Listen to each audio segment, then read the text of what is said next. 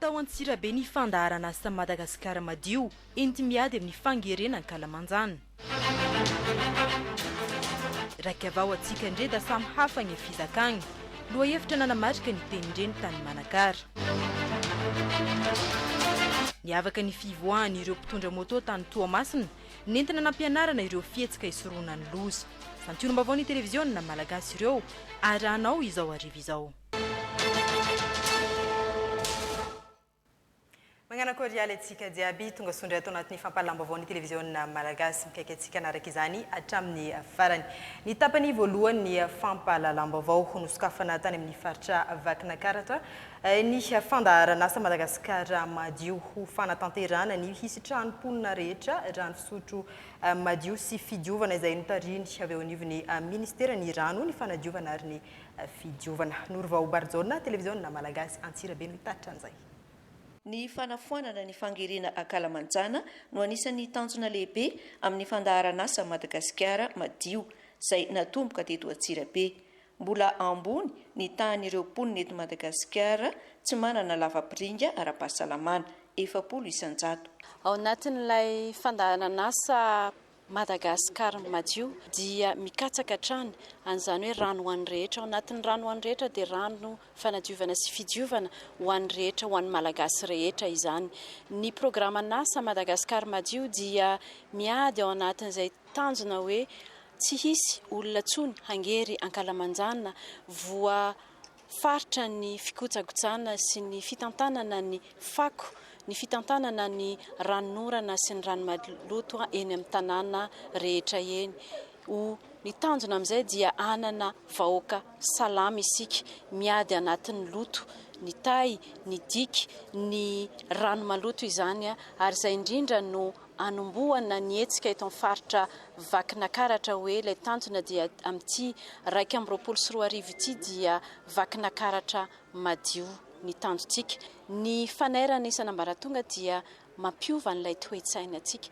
Tsy ny fahantrana no midika tsy fidiovana, fa rehefa miova ny toe-tsaintsika dia miova ny zavatra ataontsika andavanandro. Ho an'ny faritra Vakinakaratra dia 720 isan-jato ny mponina no mbola mangery Kalamanjana, 13 isan-jato no mampiasa lava-piringa ara-pahasalamana. Maneho ny fahavononana amin'izao ady amin'ny fangerena Kalamanjana izao moa ny tompon'andraikitra rehetra isan'ambaratonga navy aty Vakinakaratra.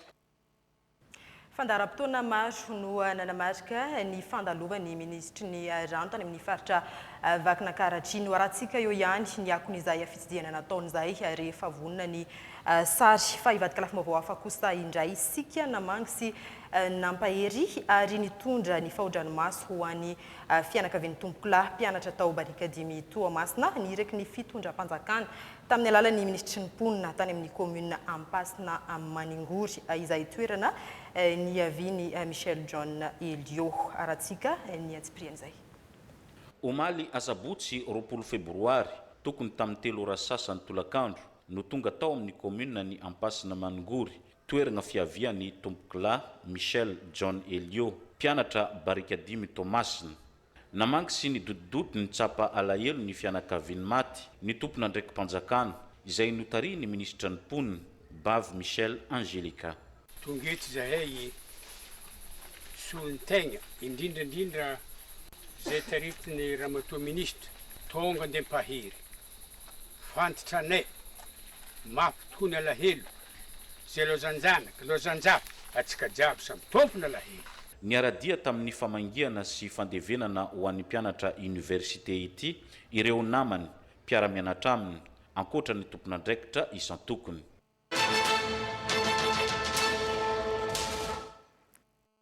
Tapany faharoa ny fampahalalam-baovao ny lafin'ny kolotsaina no anomboantsika izany. Notanterana tany Manakara ny fankalazana nasionaly ny andro iraisam-pirenena ho an'ny tenindreny. Hetsika izay karakarainy ministeran'ny serasera sy kolotsaina ka hetsika ara-kulturaly maro moa no nanamarena izany tany antoerany. Antsipirian'izay. Raika avao antsika njeda samy hafa ny fizakana.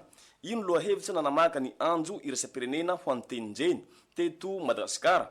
Nanokatra izany tamin'ny fomba ofisialy ny taleny kabinetsa eo anivon'ny ministeran'ny serasera sy ny kolotsaina Andriamatoa Hadja Rasoanarivo. nambarany fa manan-karena amin'ny teny isika malagasy. Tsy diso anjara amin'izany arena eo amin'ny fiteny izany Madagasikara satria isan'ireo firenena vitsy manana teny tokana hitambarana dia ny teny malagasy iombonana izany izay misy eo amin'ny endrika fiteny isam-paritra.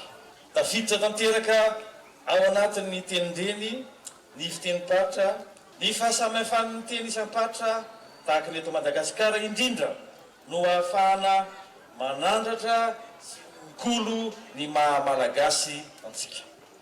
Koa manomboka eto tompo kilasy, tompo vavy dia andao isika rehetra hiara-entana anandratra avo sy ampiroborobo ny teny malagasy iombonana sy ny fiteny isam-paritra mba ho reharehan'ity nositsika ity ary hoan'ny taranantsika faramandimby. Izao fankalazana ny andro iraisam-pirenena ho an'ny teninjeny izao moa dia noravaina tamin'ny hetsika ara-kulturaly mampisongadina ny fomba amampanao sy ny soatoavina antemoro izay mampiavaka ny faritra Vatovavy-Fitovinany.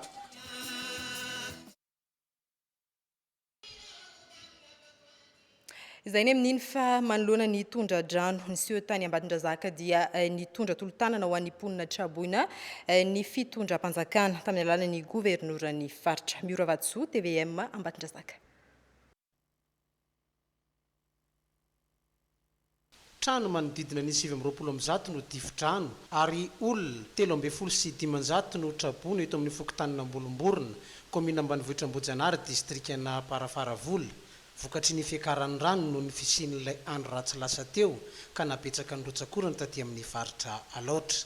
Voatery tsy maintsy nafindra toerana ireto fianakaviana ireto. Manoloana ny vona sy tahorin'ny tatitra nalefan'ny tompona ndraikim-panjakana tonga namaly ny antso avy hatrany ny governoran'ny faritra Alaotra Mangolo sy ireo mpiara-miasa aminy niaraka tamin'ny fobe-paritry ny fambolena sy ny fiompiana ary ny jono ka nanolotra izay voatsarambiny tanana.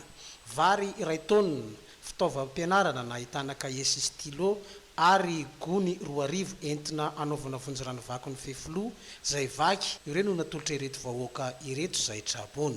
Tonga eto ny faritra Vitarina-Andriamatoa gobernora mitondra vary sakafo vary amantony menan'ireto olona Traboina reto misy 500 ny Traboina ary ny mpianatra ao anatin'izany dia misy fitaovana kahie sy fitaovam-pianarana hoentina amin'ny ho an'izy ireo. Misy koa fanafody izay avy ao amin'ny ministera ny fahasalamana amonjena azy ireo.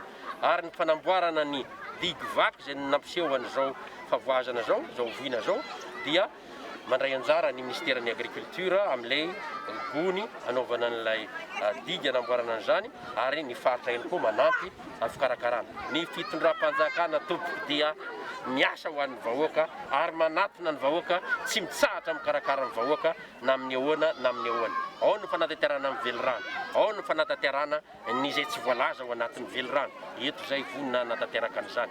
Fa ny sasany la ny andro mitabataba mitsikera fa zay kosa la ny andro miasa mamonjy ny vahoaka. Nanambara atrano moa ny governoran'ny faritra fa anampy ireto vahoaka Trabona ireto amin'ny fanaovana asa tana maro na imo ny fanamboarana ny fefilo ary nambarany fa mijery akaiky ny sosialin'ny vahoaka ny fitondram-panjakana. Profin'izany izao fidinana ifotony izao izay mitsolo tenan'ny fanjakana foibe na ihany koa fanjakana manantona vahoaka.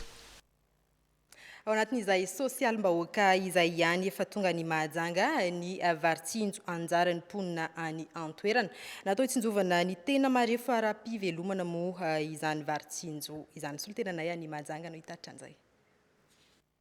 Ny fokotan'ny Ambalavola ny safidiny teto tapitanana ny mahajanga nanaovana ny fanokafana amin'ny fomba ofisialy ny fivarotana varitsinjo amin'ny vidiny mirary izay natokana ho an'olona manana karine pokotany ara-dalàna ka mba ahafahan'ny rehetra mahazo izany dia niferana ho 5 kilao isan-tokatrano. Ny varitsinjo moa dia ny avy ety aminay dia ny fisaorana ny filoham-pirenena, ny filoha Andry Nirina Rajoelina sy ny membre ny gouvernement izay miara-miasa aminy amin'izao fitsinjovana ny vahoaka izao ary araka ny tenin'ny président hoe ny fitsinjovana ny vahoaka izay no zava-dehibe. Afa-po amin'ny fisian'izao fanampinany vahoaka izao ireo mponina eny anivon'ny fokontany. Mahafapo foana satria mahazo zay zao tamin'ny larobia fanaka dia sabotsy koa naka. Misaotra betsaka président aloha namena varitsinjo, boka eo mba tao tonga malakilaky koa dia menaka sy siramamy. tamin'ny teo ary tsisy nefa ny miaina fa ampilan'le 10 kilao dia afaka miaina tsara.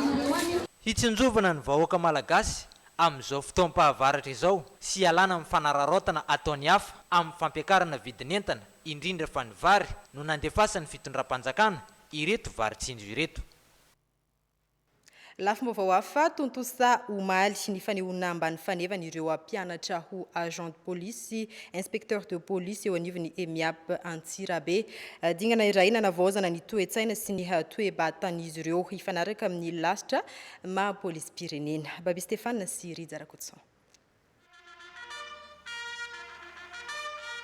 20 sy arivo ireo mpianatra agent de police sy inspecteur de police nahafeno fepetraka naseho ambany fanefa tamin'ity andehany fahenina amby 20 eto amin'ny ENIAP Antsirabe ireto. 17 no mbola mamerina ny fiofanana fototra iombonana na formation commune de base ampolo no ny alan-daharana. Nandritra ny 50 andro izy ireo dia nanaovana ny atao hoe nanaraka ny atao hoe formation commune de base na fiofanana fototra iombonana mba hametrahana azy ireo anatin'ny lasitra iray maha polisy mba hanana fomba fijery tokana dia ny fomba fijery fanajana ny soatoavana maha polisy fanajana ny fitsipy fifehezana ary fakatoavana ny baiko sy ny toromarika rehetrarehetra eo aniva fanatanterahana zany asa maha polisy zany. Tao ihany koa ny fametrahana ny fananan'izy ireo ny akingana sy ny tanjaka ara-batana ara-tsaina ara-moraly hoentiny mantanteraka zany asa maha polisy zany satria arazika malala fa tsy mora zany anao ny asa maha polisy zany fa mitaky herim-batana sy herin-tsaina goavana tokoa. Tany am-piandohan'ny fianarana dia mpianatra iray no namony ainy noho ny aretina ny taiza azy. Ho an'ny andehany manaraka dia hoentitra kokoa ny fizahana ara-pahasalamana hisoroana ny tranga toy izay. Toy izany koa nareo ray aman-dreny, nareo fianakaviana, nareo vady ny olona izay anao ny fiofanana aty amin'ny sekoly ka raha tsapanareo na fantatranareo fa misy aretina amin'ny taiza dia tsara ny mampandreny tompon'andraikitry ny polisy pirenena na misakana azy mihitsy mba tsy handeha aty fa manjary ampitotoza ho azy. Rehefa avy miato andro vitsy dia miverina eto amin'ny sekoly indray ireto mpianatra agent sy inspecteur de police ireto manohy ny fiofanana akademika mandritra ny 10 volana.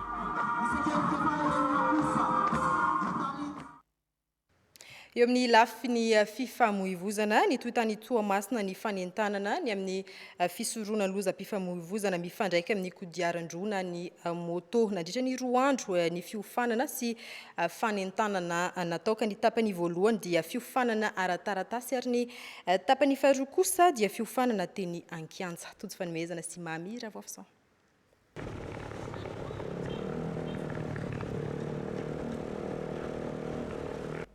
Moto manodidina ny 20 no niarany ainga teto Toamasina, niazo ny lalany 10 pointy, nanatanteraka fivoahana iarahana na randonnée.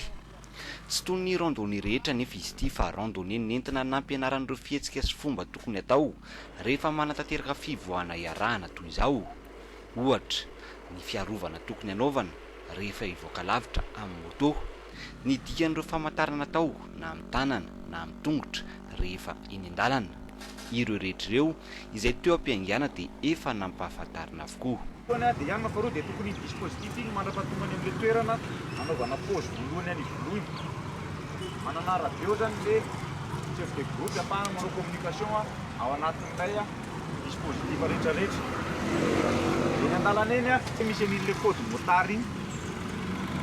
Dia le chef de groupe zany apita le consigne rehetrarehetra.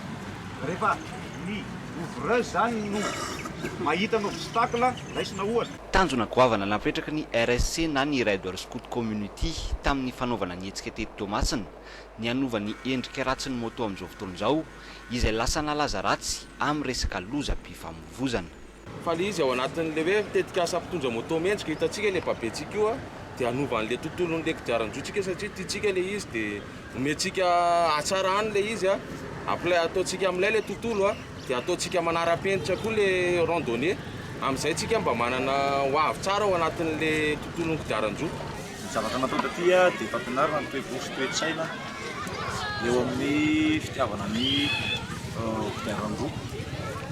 Ireo fomba rehetra entina mitia sy mifanaja ary ny fanarahana ireo fihetsika fatao eny ambony moto rehefa manao fivoahana iarahana.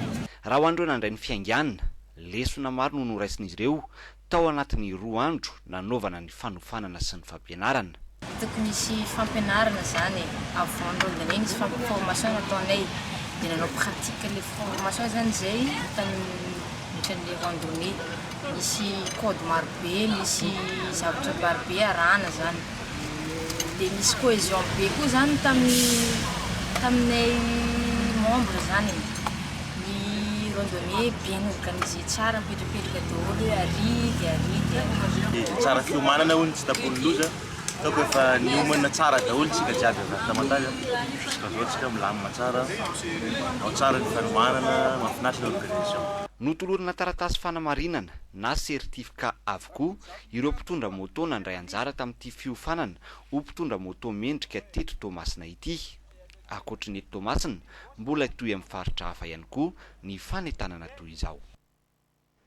Indraimbava momba ny toetry ny andro no nifisian'ireo tangoron-drahona ireo no hitondra orana miaraka amin'ny rivotra manodidina ny 20 hatramin'ny 70 kilometatra isan'ora. Ina ny mety hisiany fiforonana rivodoza ao avaratra Atsinananosi izay anaovan'ny tompon'andraikitra fanaraha-maso ny fivoarany mandritra ity herinandro ho avy ity. Araka izany, entana sahady ny ponina any amin'ny faritra Diana, Sava sy Analanjorofo hanaraka ny vaovao tsy tapaka momba n'izay toetry ny andro izay. Fa eo amin'ny pejiny tontolo iainana kosa indray tafiditra ao anatin'ny andavan'alany tsy ankaran-talata ilay tendrombohitra avo indrindra eto Madagasikara ny ala rovana be manevika mahimborondro be alanana hanamafisana ny fiarovana azy amin'ny alalany fanofanana ireo vondron'olona ifotony any amin'ny distrikany be alanana. Solitenanay ny antoerana. Ny 700 rano izay iainan'ny ponina ato amin'ny distrikany Bealanina dia avy amin'ny faritra rovana be manevika Mimborondro avokoa. Vondron'olona ifotony 440 miaraka amin'ny tetikasa Peregrine Fondo no miara-miasa amin'ny fitantanana ny ala sy ny loharano amin'ireo faritra rovana ireo. Tsikaritra nefa fa mbola misy ihany ny lesoka amin'ny fampiaran'ireo vondron'olona ifotony lalàna izay mifehy ny fitantanana ny ala. Nomena fiofana araka izany izy ireo mikasika ny fiainan'ny fikambanana sy ny fitantanana amin'ny ankapobeny. Fagnamafisana mitraikefa zay efa nanan'ireo VOI amin'ny fitantanana Revoaregna Voajanahary ao amin'ny faritra Bemanevika sy Mahimborondro ka ny lohahevitra natao nandritran'izany ahoana no fomba fitaritana fikambanana satria io zany anisany ANDB ny fikambanana VOI mba ahafahana manamafiorina ny fitantanana Regna Voajanahary dia natao zay fiofanana mikasika fitaritana fikambanana zay eo indrindrandrindra nanampy izany koa ny fiofanana mikasika ny fiainam-pikambanana. Ampahany amin'ny fahefan'ny lehibe ny ala no nomenan'ny vondron'olona ifotony. Nanao jeritodika ny asa izay vitan'izy ireo ny tompona raikitra avy amin'ny fitalevam-paritra ny tontolo iainana sy fandrosoana lovain-jafy aty amin'ny faritra Sofia. Miankina amin'ireo faritra rovana ireo araka izany ny fiainan'ny poniny Bealanina manontolo eo amin'ny sehatra ny fambolena sy fiompiana. Ho mafisina ny fitantanana azy mba tsy haritran'ny ala sy ny loharano. Mitohy ny hetsika famboleka-kazo anatin'izao taom-pamboleka-kazo entina manarina ny tontolo iainana eto Madagasikara raha tsika miaraka ny agnim-baovao mahakasika izay. Eto Anjomoka Mahitsy no namboly zanak'hazo fihinam-boa maro karazany miampy akasia miisa 550 ny fianakaviamben'ny Rotary Club eto Madagasikara. Fandraisana anjara amin'ny famerenana ny nosy ho rakotra ala sady fanamariana ny fankalazana ny 470 taona ny isian'ny Rotary Club izay niforona ny 13 febroary. Tanjona dia atao hazo maro samihafa karazany mba ahafahana ihany koa mampaniry vokatra maro samihafa sy ahafahana manampy ny mpiray-monina. Manolo eto an-toerana indrindrandrindra satria izay rahateo ny tanjona Rotary anampy ireo sahirana sy hanono sohatrano. Ary afaka mijery miaraka amin'ny mpiara-monina hoe inona ihany koa mety mbola zavatra tadiavin'ireo zareo sy ahafahana manampy an'ireo zareo. Ny ponina eto Anjomoka no isana ny fikolokoloana ireo hazo novolena izy ireo ihany koa ny sitraka ny vokatra. Ity lalan'ny somandrakizay mienga eto Anosy Avaratra mandalo any namehana mihazo any lalam-baovao tsara sotra ivato no namboleny fikambanan'ny mpanolontsaina kominalin'ny Avaradrano zanak'hazo frein ary fototra. Lalana izay mila fikojakojana satria manala ny fitohanan'ny fiara sabotsy namehana Antananarivo. ity dia fefilo zay atahorana iotsaka ary rehefa miotsaka moa nefa izy ity dia tena maro mpampiasa dia rariny sitsiny zany raha hoe amafisina le fefilo dia volena azo. Fa raha ohatra kosa ka vita pavea za mino marimarina fa anamaivana sy anatsara ny fifamoivoizana ety avaratra zany ampatonga ny olona hiezaka hoe andoa hijery ny tanànana lehibe. Tsy mbola vita izy rehetra satria lava dia lava ny lalana. Ny fampitona teto amin'ny site de reboisement ho azy ireo eto Anjeva, ireto fianakaviam-be ny BCF Madagasikara ireto, zanaka kasia misy 3,000 fototra no volen'izy ireo teto ho anjara brikiny ao anatiny ilay hetsika ho fanarenana ny Madagasikara ho nosy maitso. Nous, on a fait de l'éducation et du reboisement les deux éléments prioritaires en fait dans la contribution responsable en termes de responsabilité sociale et environnementale qu'on veut apporter à ce pays. Que nous empruntons ce chemin pour pouvoir en fait apporter notre contribution à l'effort national. Niara-dalana tamin'ity fotoana ity ihany koa ny fikolokoloana ireo izay efa novolena teo aloha. Fantatra fa ny enipolisan-jato no velona ka naniry dia izao no ajariana izao. Karazan-kazo ahitana mantalia, flamboyant ary ananambo ireto novolena ho lasa toeram-pialofana sy anome endrika ny tanàna. Ampavinonana ny fampiarana ny baiko ny fitondram-panjakana. Mifandrimbona tamin'ny fanatotosana izao ireo lafikery rehetra. Fandakanasa ny programa ny amin'ny amerina indray ny noso maitso bavana ny Madagasikara amin'ny lalany fambolekage zany. Ka dia mifandraika amin'ny tanteraka zany no nisafidiana ho an'ny distrika Marivoay tamin'ny maro ambin'ny faharoa ety Androany dia ny fambolekage ka zanakazo manodidina ny 300 moa zany no volena eto amin'ny tokotany malalaka ny ministera ny sekretera sy ny kolotsaina mpiantoerana izay niarahana amin'ireo herively rehetra eto anivon'ny distrika ny Marivoay ireo sampandaraha maro samihafa ko dia amin'ny ankapobeny zany raha atao mijery todika dia hita fa hoe tsy mitsamy voatra ny tahapavotrihan'ireo mpandrainjara ao anatin'izao hetsika tanamaro zao ko dia makasitraka makatelona ho amin'ny rehetra zay nandrainjara ary dia manentiny ihany koa manaraka mba hitobo hatrany zay tahapavotrian'izay. Tsivona fa raha ity hetsika tanamaro ity no asian-teny ho an'ny distrika Marivoay tsy mitsangamena hatramin'ny fanatanterahana izany. Andany ny lafin'ny fampandrosoana maro zay miara-miasa amin'ny fitondram-panjakana. Teto amin'ny Sandriakan'ny Soarano, toerana mamatsy rano fisotro madio ny tanàna Nambalavao no nanatanterahana ny volohazo, iarovana ny tontolo iainana, tafiditra amin'ny fanatanterahana ny vina ny fandrakofana alan'ny firenena. Tamin'ny alalan'ny hetsika tagnamaro no niarahan'ireo herivelona isan-tsehatra eto Ambalavao, ny avy amin'ny komina ambanivohitra Kirano sy Manamsoa, ny aranam-bolohazo ho fandraisana andraikitry ny olom-pirenena amin'ny fiarovana ny tontolo iainana. Zanakazo 2 sy 1 alina fototra ahitana ny voandelaka sy akasia no niarahany rehetra teto. Noho ny fitiavatsika isotro rano zay dia sika no hamerina an'ity toerana ty ho feno hazo. 7 alina eo no hazo voavokatra ety Soarano etrerety Nambolena. Efa mba mety ho hazo amin'ny sasany zany tsika izao.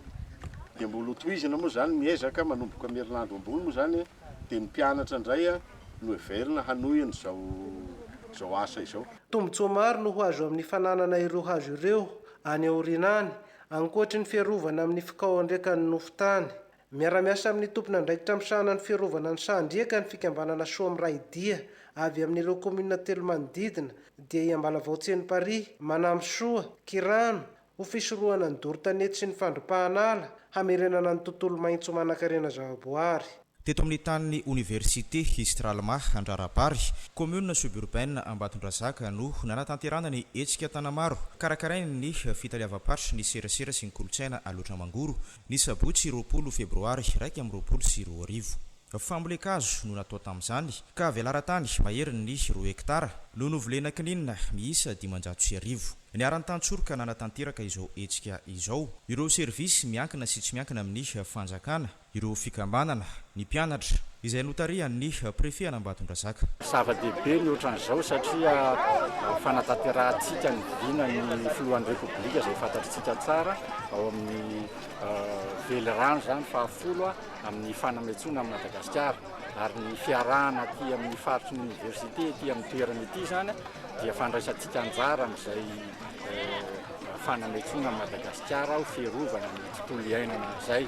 Marina fa isy ny fiara-miasa amin'ireo fokon'olona eny an-toerana sy ny Université Histralma amin'ny fanaraha-maso sy ny fikojakojana ireto zanak'azo ireto.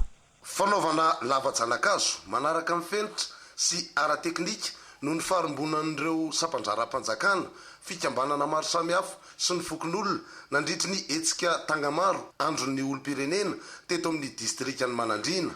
Ny safidiana manokana ny teto Ataimbe izay toerana misy ny Sinibendrano mamatsy ny commune Ambovimbe Centre. Ny fito no nampianatra ny teknika ka isan'ny tanjona ao anatin'izao ny fampirisihana ny rehetra amin'ny fambolekazo ho fandrakofana alan'ny Madagasikara izay politikan'ny fitondram-panjakana. Izay ny amin'ny ako ny fambolekazo iny fa eo amin'ny lafy ny fampandrosoana kosa mitsimoka ao amin'ny distrikany Mitsinjo ankehitriny ny fampandrosoana izay tsy nisy hatramin'izay fotodrafitra samy maro no atao ao an-toerana. Nisongadina io nandritra ny jeritodiky ny zava-bita nataon'ny solombavambahoaka Nicolas Randriamisa. Fanajadiana. Distrika iray anisan'ny tratraoriana ary tsy nahazo anjara fampandrosoana hatramin'izay ny distrikany Mitsinjo. Fantatra nefa fa anisan'ny mitana anjara toerana eo amin'ny toe-karenimboeny noho ireo harena maro isan-karazany ao aminy.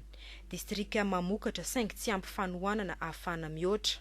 Miova ny tantara ankehitriny satria dia fotodrafitra sa maro no efa najoro sy andalam-panamboarana raha ny tatitry ny solombavambahoaka Nicolas Randriamisa. Distrika Mitsinjo dia tsy mba nisitraka zavatra hoe fotodrafitrasa ny fitondram-panjakana fandimby tsy mba nijerana zany distrika Mitsinjo zany na fitondrana fandimby fa tamin'ity fitondrana amin'izao ty zany no mba hoe hitako hoe niavaka tokoa. Zahay moa solombavambahoaka talohan'ny maha-solombavambahoaka anay dia observateur zay mijery hoe inona daholo ny natao fitondrana ny fandimby teto Madagasikara. Fa rehefa tonga tamin'ity fitondrana misy amin'izao fotoana zao ity dia tsapanay tena tsapan'ny vahoaka rehetrarehetra ao anatin'ny distrika Mitsinjo fa tsy mitongilana fa mitondra fampandrosoana mitovy ho an'ny distrika rehetrarehetra miaraka ny Madagasikara zany ny fitondrana misy zany amin'izao fotoana zao. Nampitaraina ny vahoaka tany an-toerana ny tsy fandriam-pahalemana Hivatsoely izany noho ny ezaka efa mandeha raha ny fanazavana trany. Efa mitsangana ny base militaire sy ny commissariat de police ao Mitsinjo amintsika miteny izao ary inoana maromarona koa amin'ity taona ity no efa opérationnel hiasa zany ireo toerana ireo. Ankoatr'izay vita soamantsara ny tohadrano lehibe izay vaky no nitondra drano tamin'ny herintaona. Mandeha ny fanamboaran-dalana ao amin'ny renivohitry ny distrika. Nahazo hopitaly manara-penitra ihany koa ity distrika ity. Voavany olany karama ao an'ireo miasa isan'andro na journalier ao amin'ny orinasa Complan. Efa mandeha ny haino manjerim-panjakana any an-toerana raha toka ny ato fotoana maromaro izany. Ankoatr'izay, maro ihany koa ireo fampanantenana nataon'ny fitondram-panjakana ho fampandrosoana ity toerana ity. Ireo no taratry ny fampandrosoana azo tsapahin-tanana ho ity solombavambahoaka izay manohana ny ezaky ny fitondrana mijoro ankehitriny. Fa eo amin'ny ako ny hetsika Tangamaro natao omaly faritra maro samihafa indray no nazahoam-baovao mahakasika ny fizotra izay hetsika Tangamaro izay arahantsika miaraka. Zava-dehibe ho an'ny ministera ny serasera sy ny kolotsaina ny fametrahana tantara sy lova ho an'ny taranaka amampara ho an'ny commune Ambonivohitry Mananjary. Eo aorianantsika io moa zany ny toerana izay anaovana ny Tanamaro dia marian'ny ministera ny serasera sy kolotsaina fa dia anaovana trano famakiam-boky na le hoe bibliothèque communautaire izy io. Niainga tamin'ny alalan'ny fanentanana ny sarangan'olona rehetra tamin'ny alalan'ny Tangamaro ny hetsika ka trano efa potika. Birao nampiasainy raha tsy mangaiky ny ministera ny faritra eto Mananjary no namboarina mba hanome endrika vaovao. Fanao mihitsy ny Tangamaro hatramin'izay rehefa misy asa tokony hiarahany be sy ny maro manao ary mahakelikely dépense mahakelikely vola mivoaka dia mba antsoina ny daholo be andao ranga mba hanao asa iray ombonana ka napetraky ministera zany ny Tangamaro andro ny olom-pirenena andro iray ao anatin'ny andro tsy amokarana andro ialana sasatra no anaovana azy io. Nanampibetsaka tamin'ny famerenana ho amin'ny endrika vaovao ity trano ity ny governoran'ny faritra. Ity Tangamaro ity dia ho ataonay na ho ataontsika isa-bolana na eto Mananjary zany isaka ny district dia misy an'izay asa tanamaro zay. Mino ao manantena fa hitondra fampivoarana sy fahadiovan'ny tanàna izao fiombonan'ny tsirairay amin'ny tanamaro. Lalantsainy ministera ny fanatanterahana ny Tangamaro amin'ny distrika rehetra eto Madagasikara izay atao isam-bolana isaky ny sabosy fahatelo. Nisaotra ireo rehetra nanampy tamin'ny fanatotosana ity etsika ity ny taleny kabinetra ny ministera ny serasera sy ny kolotsaina ka anavitana izao asa izao. Nateraka asa tanamaro fanadiovana ny tanàna ny antoko TGV Mapary izay tariny sekretary nasionaly ny antoko TGV Tinoka Roberto mba hitsinjovana ireo olona marefo ara-pivelomana. Fanadiovana ny tanàna satria mbo anatin'ny miady amin'ny valana retina atsika ary indrindra koa fitsinjovana an'ilay sosialim-bahoaka efa nanao politika ny fanjakana hoe itsinjo ny sosialim-bahoaka koa zay no tanterahan'ny antoko TGV zay fantatsika fa manana vina ampiarahamonina mitsinjo ny fianakaviana marefo dia hotohizanay mba karazana filet de sécurité ihany koa ho an'ireo tena marefo ara-pivelomana. Izao hetsika ataony antoko TGV izao dia fampandrosoana ny tanàna. Zao asa nataon'ny TGV Mapara zao dia asa anisany fampandrosoana ny tiliara satria fanadiovana ny tanàna ary misitraka koa ny kambiny ny vahoaka izay tsatsiny ty arety mandoza toy. Solotena misa 400 arivo avy amin'ny fokotany 150 eto amin'ny commune Ambonivohitra ny toliara voalohany no nanadio ny tanàna nandritra ny 3 andro. Manoloana ny fitombony isan'ny mponina atao amin'ny fokotanana Tanambaomarapontsy teo ihany koa ny trangana vaky fasana taona vitsivitsy lasa izay kanisy ny tsirikevitra avy tamin'ny reto mpitondra ara-drazana teto an-tanàna ka ity toerana manodidina ny fasana maromoka ity no anorenana tanàna vaovao ka tao anatin'ny etsika Tangamaro nentina nanadiovana ny ty toerana ity. Tangamaro nataony zany dia mampitombo le tanàna akaiky ny fasa satria no ny antony alatra tolagna dia arovana ny fasan-drazana. Zany nahatonga ny nagnano Tangamaro magnodidina ny fasana satria tombosoan'ny taranaka ny aragnina ny fokon'olona rehetra eto agnivon'ny district Antanambaomarapontsy ka sara ho an'ny mitarika ny Tangalamena sy ny Vavanjaka sy ny ben'ny tanàna mitarika fokon'olona amorona tanàna. Vatandehilahy maro avy amin'ny fokon'olona no tonga ary teo ihany koa ireo sampatervisy miankina sy tsy miankina amin'ny fanjakana nanatanteraka ny asa.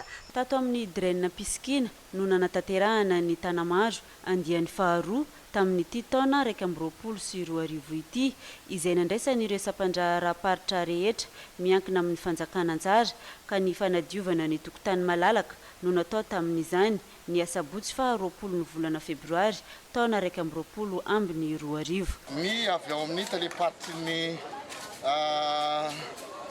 kolotsaina sy ny fampalala vaovao ny serasera zany no mitarika na fanentanana izay. Isaorana ny vahoaka rehetra isaorana manokana teto amin'ny taleparty ny fanabeazam-pirenena eto Voeny satria ny fandaminana napetraka raha misy ny fananana iombonana dia misy ny toeram-panjakana dia afaka mangataka dia misy komito mandinika hoe azo atao ve zany azo eritreretina satria misy tompon'andraikitra. Ministera ny serasera sy ny kolotsaina no tomponantoka amin'ny fanatanterahana izao etsika Tanamaro izao ka ny taleparitry ny serasera sy ny kolotsaina taty an-toerana no nitarika ny fandaharam-potoana teto ary ny prefet ny Mahajanga kosa no nanokatra izany tamin'ny fomba ofisialy. Iverenantsika ny vaovao tany amin'ny faritra Vakinankaratra ho fanamafisana ny fanaraha-maso sy ny fikojakojana ireo fitaovana fahazoan-drano manerana ny nosy ary isiany fandraisan'ny tsirairay anjara amin'izany. Io no nivohitra nandritra ny fitsidinana nataon'ny ministry ny rano ireo foto-drafitrasa tao amin'ny commune Renivohitry Betafo. Keita Revila sy Rodriguez Afmaly. Fokotany 12 no mandrafitra ny commune Renivohitra ny Betafo arahany fito amin'ireo no efa misitraka rano fisotro madio amin'izao fotoana izao ary isan'izany ny fokotany Ambomaolona ity fokotany ity izay nanatanterahana ilay tetikasa fanodinana ny rano ho lasa fisotro madio. Dia hitantsika fa na dia mafimafy be ary le rano miaraka amin'ny traitement hitantsika fa afaka diovina tsara ny rano rehetra izay eto ambonin'ny tany. Ka izay no ao anatin'ny ministeran'ny rano fanadiovana sy fidiovana izay manao fitsidiana aty ifotony ao anatin'ilay velirano faloha hoe rano ho an'ny rehetra dia mampiseho fa rehefa misy ny teknôlôjia amin'ny fikajiana fanivanana ary fijerena hoe ny fanadiovana rano dia afaka mivadika rano tsara, rano madio azotrona toy izao ny rano amin'izay toerana rehetra eto Madagasikara. Ankoatra ny fiovaovan'ny toetrandro dia isan'ny miteraka ny tsy fampian'ny rano eto Madagasikara ny fahanteran'ny fotodrafitrasa sy ny tsy fisian'ny fikojakojana azy ireny. Satria misy fikojakojana le izy dia vonona fenareo. Tena vonona vao manodiditanareo hoe ho asiana fandoavam-bola tsy maninona dia mba asiana le rano zany mandeha fa tsy atao mandeha ho azy. Fikojakojana izay ilay misy an'ilay sandan'ny rano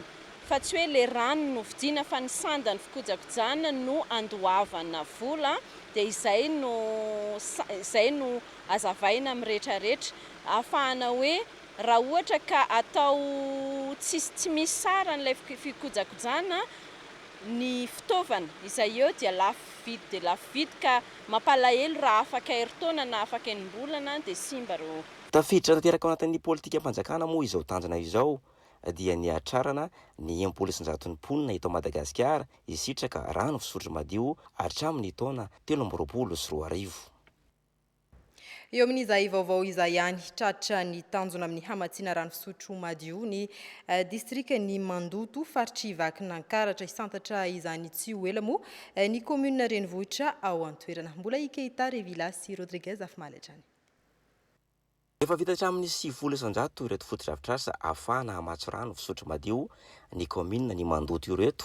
Tanjona ny atsarana ny filana hatramin'ny 200 metatra toratelo isan'andro ho an'ny mponina mahery ny 7 Fokotoan'ny folo ato anatin'ny commune ny Mandoto no hotratra nyty tetikasa ity ary ny tena mazava-dehibe aminazy dia isa tokantrano no hiditra ny rano tsy andeha lavitra tsony ny mponina raha teto volana vitsivitsy lasa nandalo teto nametraka ny vato fototra voalohany dia filarana bidon mavomavo no hita teto amin'ny tanànan'ny Mandoto izao tsika dia hotody any tokantrano tsisy filarana tsony ary eto koa dia mametraka an'ilay fiara-miasa miaraka amin'ny tsy miankina miaraka amin'ireo mpiara-miombonantoka miaraka amin'ny ministeran'ny rano fanadiovana sy fidiovana ny eto Mandoto. Hitohy any amin'ny commune hafa ato anatin'ny distrikan'ny Mandoto ity fotodrafitrasa ity isan'izany Iakazo Mirivotra.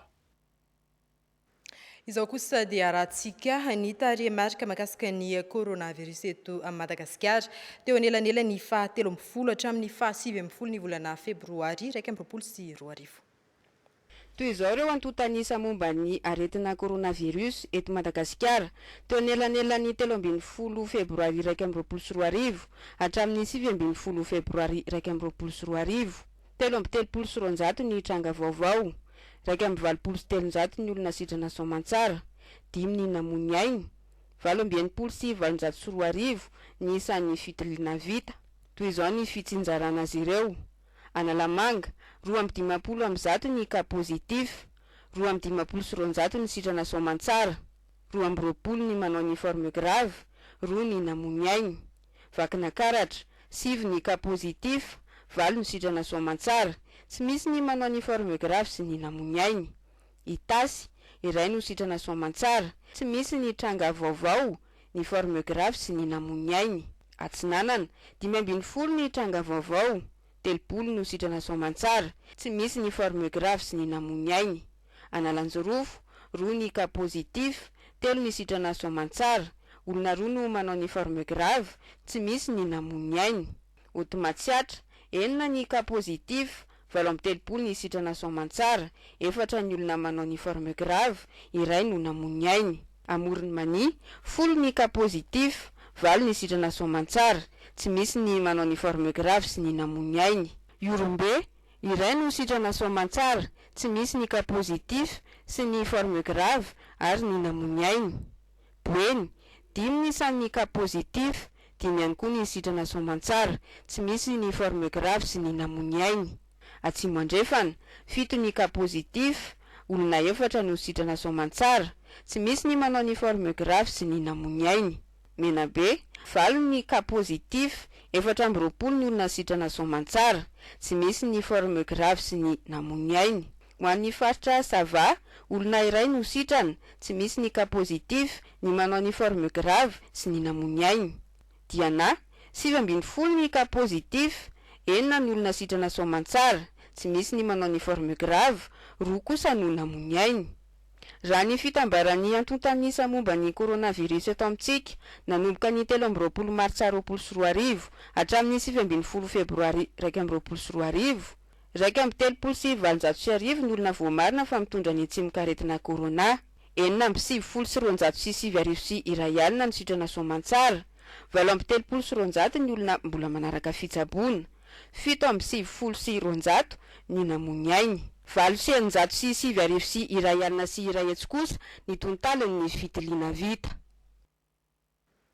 Vaovao mampalahelo kosa namoy namana mpiara-miasa ny eto amin'ny ORTM manodimandry teo amin'ny fa 17 taona ny atoandro teo ny namana mpanao gazety Libertos efa nisotro ronono tao amin'ny RNM efa mpanentana fandarana ihany koa tao amin'ny Radio Madagasikara moa ny tenany Aina Rabetany sy Stéphane Alphonse no hitaritra an'izay.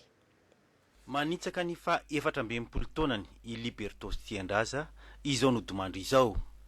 Ny fiandohan'ny taona 20 no efa niditra tao amin'ny sapana famokarana tao amin'ny Radio Madagasikara i Libertos Tiandraza ary efa mpanentana sy mpanolotra fandaharana tamin'izany.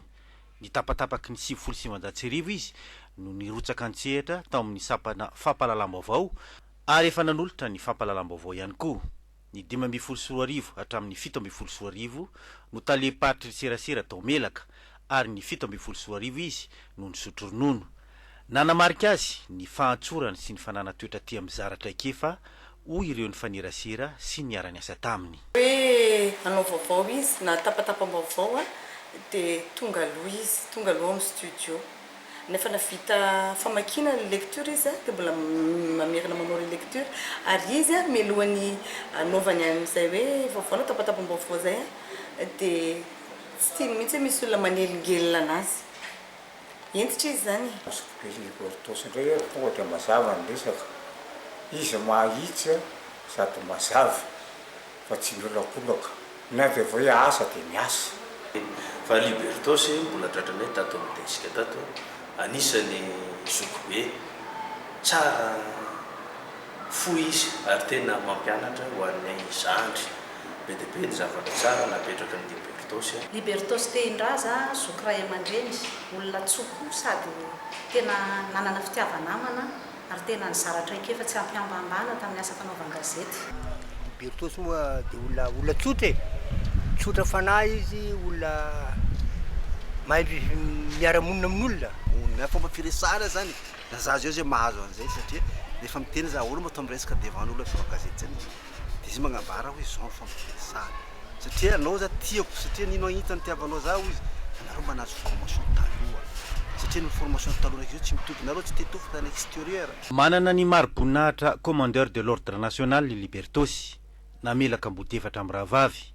Ny atoandro teo moa no tonga tetsy amin'ny mosquée 67 hectare ny nofo mangatsikany izay toerana iandrasana azy. Mialohan'ny tondrana azy any Bisalampy misy ny fasandrazany. Ny ekipa ny sampana fampalalambavao ny televiziona malagasy dia mirary fiononana feno ho an'ny fianakavian'ny tompokolahy. Dia izay koa no hamamarina ny fampalalambavao tamin'ny tialiny tiankasitrahana bevata ny fanaranao an'izany hatramin'ny farany. Manome fotoananao ho amin'ny manaraka koa samby amavantsika jiaby.